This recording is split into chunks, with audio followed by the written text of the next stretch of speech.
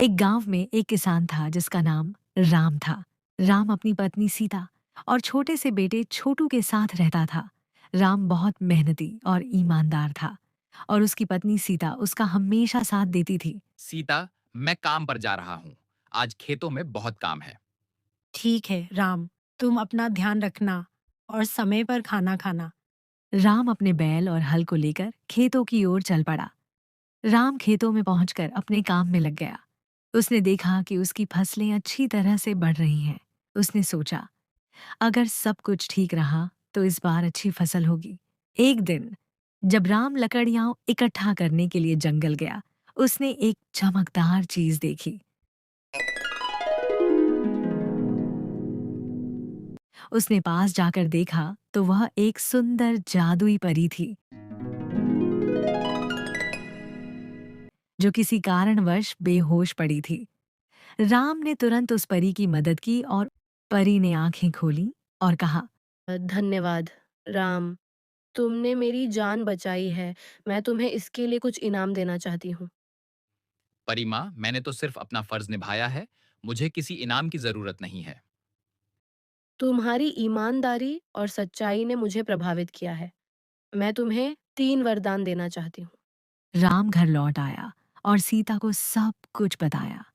राम ने पहला वरदान अपनी जमीन की उपजाऊ शक्ति बढ़ाने के लिए मांगा। अगले दिन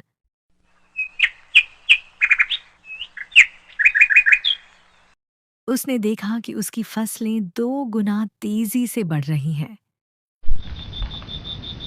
सीता, देखो, हमारी फसलें कितनी अच्छी हो रही हैं। अब हमारा जीवन और भी सुखद हो जाएगा। हाँ राम, तुम्हारी मेहनत और ईमानदारी का फल मिल रहा है। राम ने दूसरा वरदान गांव की भलाई के लिए मांगा।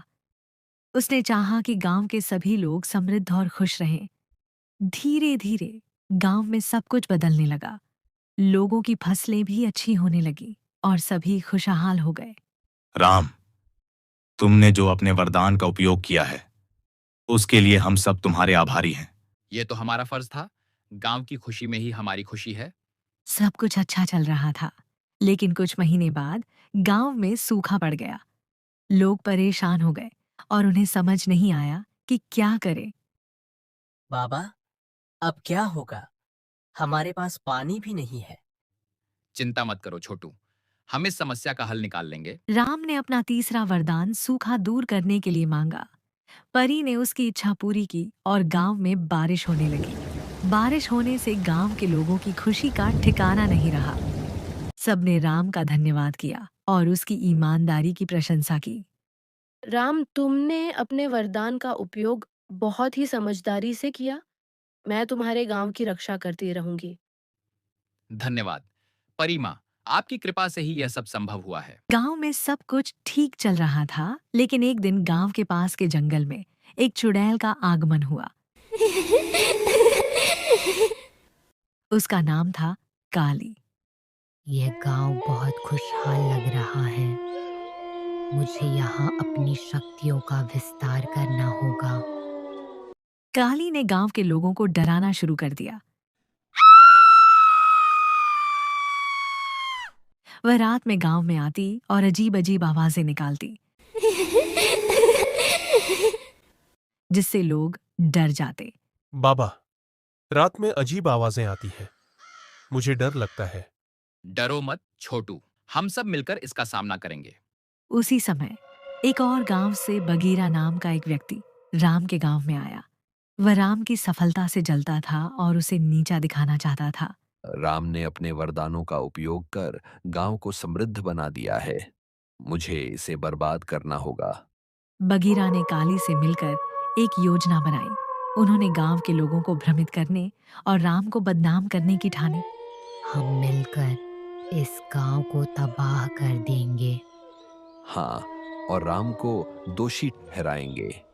काली और बगीरा ने गांव में अफवाहें फैलानी शुरू कर दी कि राम के वरदानों की वजह से गांव में विपत्तियां आ रही हैं।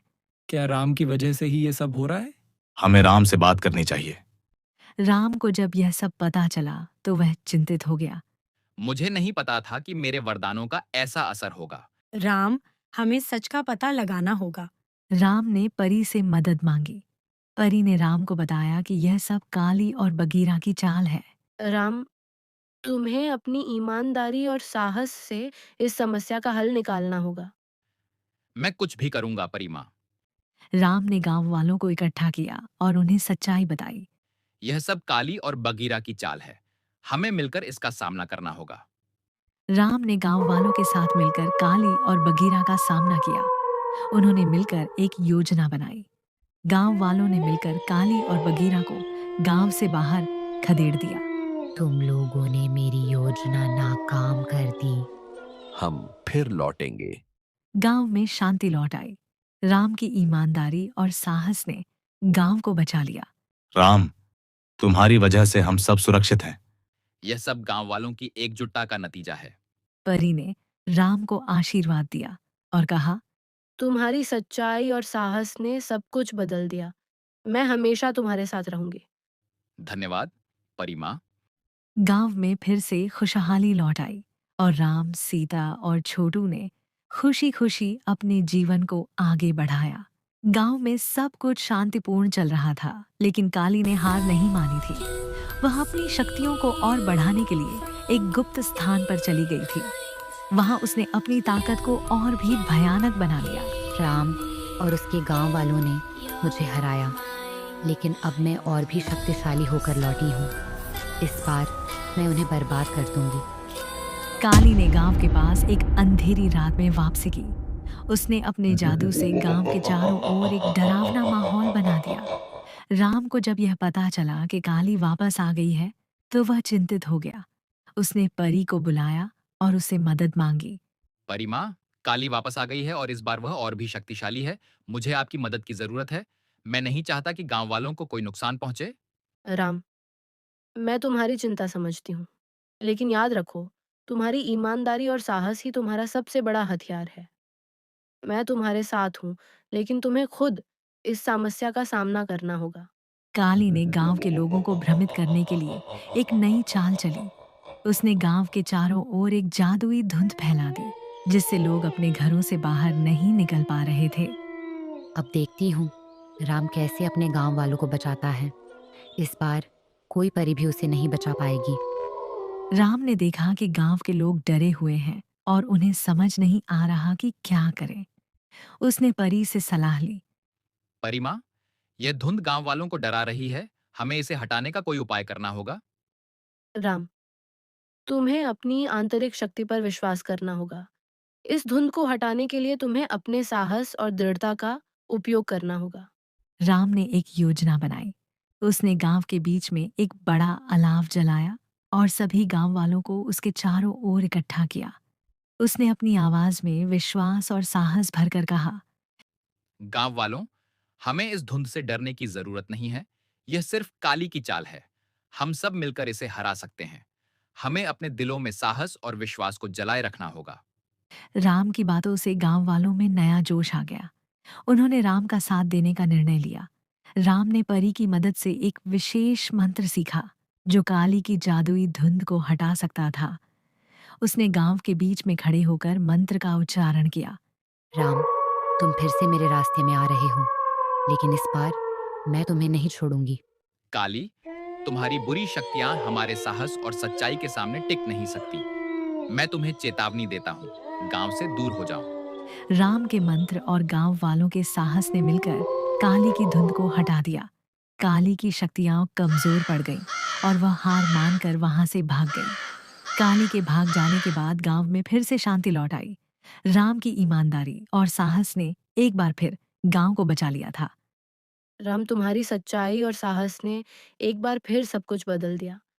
मैं हमेशा तुम्हारे साथ रहूंगी और तुम्हारी रक्षा करूंगी। धन्यवाद परिमा। आपकी मदद और आशीर्वाद के बिना यह संभव नहीं था। इस प्रकार राम ने अपनी ईमानदारी और साहस से गांव को एक बार फिर बचा लिया। गांव वालों ने राम की प्रशंसा की और सब ने मिलकर खुशी खुशी अपने जीवन को आगे बढ़ाया। काली की हार ने यह साबित कर दिया कि सच्चाई और साहस के सामने कोई भी बुरी शक्ति टिक नहीं सकती। राम, सीता और छोटू की कहानी एक प्रेरणादायक यात्रा है, जिसमें उन्होंने अपनी ईमानदारी, मेहनत और साहस से गांव को कई संकटों से बचाया। परी के वरदानों ने राम को शक्ति दी, लेकिन उनका सही उपयोग राम की समझदारी और निस्वार्थता का परिणाम था। काली और बगीरा की बुरी शक्तियां राम की दृढ़ता और गांव वालों की एकजुटता के सामने टिक नहीं सकी। ये कहानी हमें सिखाती है कि जब लोग एकजुट होकर किसी समस्या का सामना करते हैं तो कोई भी बाधा उन्हें रोक नहीं सकती। इस कहानी का मूल संदेश ये है कि सच्चाई, ईमानदारी और साहस के साथ जीवन जीने से किसी भी कठिनाई का सामना किया जा सकता है। जब हम अपने व्यक्तिगत लाभ से ऊपर उठकर समाज की भलाई के लिए काम करते हैं तो हमें न केवल सफलता मिलती है बल्कि हम दूसरों के लिए भी प्रेरणा बनते हैं। राम की कहानी हमें यह सिखाती है कि जीवन में कितनी भी कठिनाइयां क्यों ना आए, हमें हमेशा सच्चाई, ईमानदारी और साहस के मार्ग पर चलना चाहिए। यही जीवन की सच्ची विजय है।